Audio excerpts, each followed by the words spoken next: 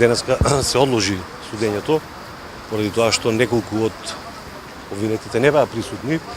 Во секој случај, сметам дека овој предмет треба да се заврши така што треба одговорност да понесат надлежните служби при Министерството за здравство и при Фондот за здравствено осигурување, затоа што очигледно е дека овде има пропусти. Во конкретниот случај, одговорноста треба да се лоцира затоа што постои, сметам дека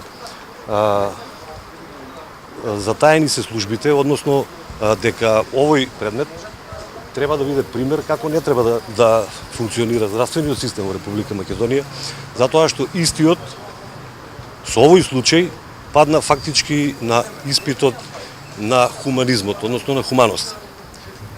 Следното судење закажано за 4 јули, очекувам дека ќе почне судењето и дека судот ќе донесе правилна одлука со која што ќе тие кои што треба да сносат одговорност ќе бидат и огласени за виновни.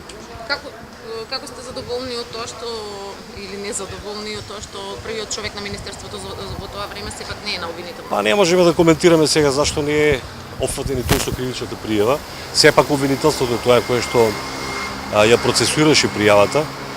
Да видиме, сега се уште е рано да се коментира што и како ќе тече предметот.